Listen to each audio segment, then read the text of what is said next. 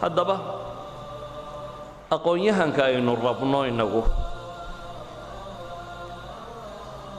waxaan leenahay waa inuu ugu yaraan laba hal haystaa waa inuu leeyahay kayd aqooneed qaabkuu doonaha ku soo helo kayd aqooneed waa inuu qofkani sidaa ka labaadna waxaanu leenahay waa inuu xis naqdiya leeyahay critical waa inaanu weel lagu shubay wax ahayne wax naqdin kara waa inuu yahay haddii aqoon-yahanku uu ahaan lahaa weel wax lagu shubay haan la buuxiyey dee cd-yada iyo dvd-yada aqoon-yahan noqon lahaa soo maaha dii laga buuxiyo waxa kale ama combyuutarka marka waxa lagu guro aqoon-yahan buu noqon lahaa aqoon-yahankaan rabnaahe bini aadamka ahi waa inuu noqdaa maxay qof kayd aqoomeed leh xis naqdiyaana leh wax naqdin kara wax duri kara waxaan uu sito af soomaaliga maxaynu odhan karnaa wax hufi kara dheh hufidda sooma taqaaniin waxaan la cunay ee baalka leh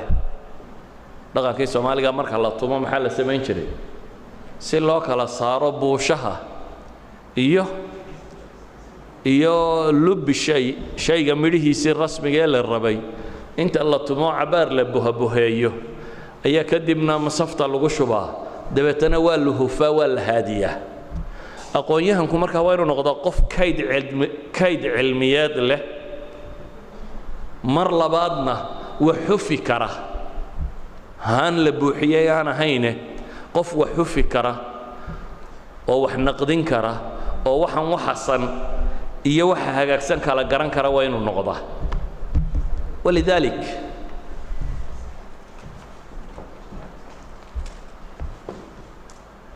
aqoon-yahanku kaydka cilmiyeed aan ka rabnaa kow markaan inagu dad muslimiina nahay kow waa inuu garanayaa akbar xaqiiqa iyo waxa u waajibay xaqiiqada dunidan ugu weyn ee ugu daliil badan waa ilaahay subxaanaه wa tacaala iyo jiritaankiisa fi shariica qofka taa garan waaya aqoon-yahan qur-aanku uma rumaysna inuu yahay ilaahay wuxuu leeyahay afaman yaclamu annamaa unzila ilayka min rabbika alxaq kaman huwa acmaa inamaa yatadakaru ulu lalbaab ilaahay wuxuu leeyahay afaman yaclam kii garanaya wixii nebi maxamedow kugu soo degay calayhi salaatu wasalaam inuunu xaq yahay kaman huwa acmaa ka indhaala miyuu la mid yahay indhuhu waa wasaayishii ugu fiicnaaye maxay cilmiga lagu baranayay cilmi daaya wuxuu la'yahay wasiiladii lagu gaari lahaa buu qur-aanku saanu tilmaamaya kaman huwa acmaa inamaa yatadakkar ulul albaab idan cindana fi shariica oo fi lislaam waxay leenahay akbar xaqiiqa qofku hadduu garan waayo aqoon-yahan noqon maayo waayo macluumaadka iyo macrifadu waxay u kala qiimo badan yihiin siday xaqiiqada ugu kala badan yihiin una kala anfac badan yihiin baynu odhan karnaa saasi daraaddeed aqoon-yahanka aan rabno markaan soo koobo waxaynu leenahay waa qof aqoon cilmiyeed xambaarsan oo labadaa masdar ka xambaarsan ama taa kowniga ee naajaralka ah ilaahay sameeyey ama taa waxyiga uu soo dejiyey xambaarsan xis naqdiya ana leh critical wax naqdin kara wax walba aan sidiisa isaga qaadanaynin wax hubin kara wax xufi kara wax haadin kara ka saddexaad waxaynu leenahay fi lislaam waxaa kaloo aqoon-yahanka loo rumaysay inuu yahay aqoontaasi qof isticmaali kara oo mujarad haddaad aqoonta intaad iska buuxiso meel fadhiisato oo aanad nolosha dowr ku lahayn qiimo ma leh waa ka ilaahay tilmaamaya kuwa diinta gartay oo aan haddana ku dhaqmin إلهي سبحانه وتعالى وحكوت المامية كمثل الكلب إن تحمل عليه يلهث أو تتركه يلهث سيدي أي بيقول لما ديبال ليري أي جوحة اسكمده هداد إريده يا هداد سكديسو أي جو هراريو هذا الله بضبا صحيح كما هراريو ده ما تغني عرب كم كل الله ديها هيدا يعني حيوان ككلا عادة وحلو يقانا مركي كلايل دريمان مليريا مو حلا ما ده هراريو ده لكن مركي إسكا نبض قبان ما هراريو ده أي جو سيسقول الله بضا شربا محسن لوجو مثلي حويان أقونت دوين يسبدل نالولات كأنت أقونت وين السلوك وحكة بدشة وين النقن كوحكة بدشة هذا النقن كوحكة بدلي ويدو أقونت الاعتراف يماها أقون قيمة سماين سماها وين النقطة أقون أديك النقن كا يبلشد أدلنا وشيء النقن كيد بوحكة بدلي كره هذا با وحلنا أقون يهنكو أندونينا كمسلمهان كأمة الصومالية وينو نقضى قف دينكي سجرانية أقونت آذانه وما أنت يسكوه قامية كلنا وحكا جرانية بلشدي سنة هاجي كرام مركز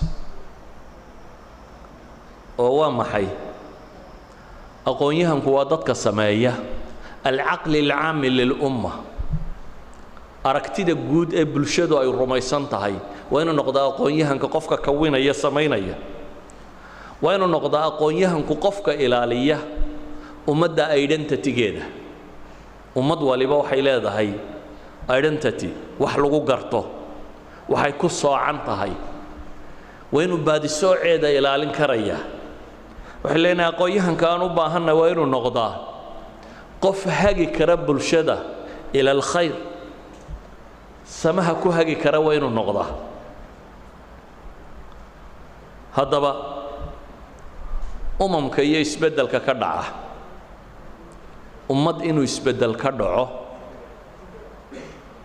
واحد هذا واحد سبب كو إن له cultural revolution وإنه مدى دقن كده لبدله دقن كله بدله وامحي وين له فاه oo dhaqankaasi wixiisa xun waa in la tuuraa wixiisa sanna waa in la sugaa wixii kale fiicanna waa in lagu daraa sida awgeed ummadaha isbedel kuma yimaado haddaan waxay rumaysan yihiin wax laga bedelin qaabkay u dhaqmayaanna wax laga bedelin ilaahay quraanka muxuu ku tilmaamaya inna allaha laa yughayyiru ma biqawmin hatta yughayyiru ما بأنفسهم ذلك بأن الله لم يكن مغيرا نعمة أنعمها على قوم حتى يغيروا ما بأنفسهم dadku waxa ay ku sugan yihiin ma biqawm balayeen Allah la yughayir ma biqawm ma bi umma dad waxay ku sugan yihiin isma bedelo ilaahi ma bedelo hatta yughayyiru ilaahi badalan maxay ma bil anfus قراتك يا عقلك يا دقنك يا سلوكك إني بدلان مويانا وحبي اسمه بدلان سيدا أوجد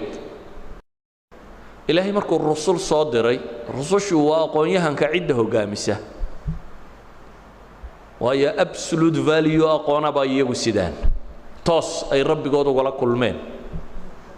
أن وصيله تجارب بني آدم بصامرين أي ربي قوض توس وقت مبي حنبار سيين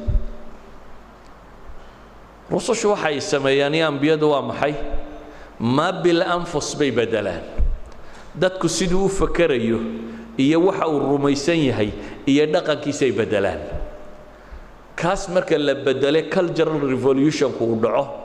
ayaa materialka bini'aadamkana wax iska badalaan marka nabi maxamed alayhi salatu wasalaam kitab science masidin looma soo dhiibin teknolojiyada iyo baabka waxa loo soo dhibay wax lagu bedelo bini'aadamka uquushiisa iyo afkaartiisa iyo aragtidiisa iyo dhaqankiisa iyo hidihiisa wax bedeli kara taa markii la bedelay waxay taasi tilmaamtay waxaan xaq ahayn inaan dadku rumaysan wax kasta inaanu iska rumaysanin aqoontooda wasaayisha ku adeegsanayaan imma alxisu aw alcaqlu inay noqoto inay naqdiyaan waxa aan toosnayn waxa toosanna inay sugaan inaanay aqbalin khuraafo dhammaanteed jahligu inuu ceeb yahay inay rumaystaan insaanku inuu wax bartaa inay fiican tahay in la rumaysto in cilmigu qadar inuu yeesho waxani waa thaqaafadii culture-kii bini aadamkoo la bedelayo waa muctaqadkii bini aadamkoo la bedelayo wuxuu rumaysnaa qofka bini aadamka ah waa qaabku u dhaqmayo la bedelayo taasaa waxay dhashay qarni kadib inay dunida aqoontii taallo dhan intay ururiyaan ay hufaan weliba oo waxaanu cuntamayn intay ka tuuraan ay ka dhigaan wax aadanaha waxtara bale Sartre George Sartre meel odhan jiray ninka ugu caansan history of science ka warrama encyclopedia shanta buuga leh qorniyo dhan oo centuries bini aadamka soo maray buu wuxuu astaan uga dhigayaa aqoon-yahano muslima buu leeyahay waa century-gii 50kii sanaba nin buu ku calaamadiyey ka mid ah aqoon-yahanadii muslimiinta soo maray laakiin aqoon-yahanadani goormay samaysmeen waxay samaysmeen cultural revolution markuu dhacay markii ummaddu siday u fakaraysay iyo waxay rumaysnayd wax laga bedelay ayaa waxa soo baxay materialkii bini aadamku u baahnaana dad raadceeyey oo aqoon wixii Greek u hayay wixii Indiya yaalay wixii China yaalay wixii caalamka yaallo dhan intay soo naqliyeen ayay hufeen oo qaybo badan muslimiintu way ka tageen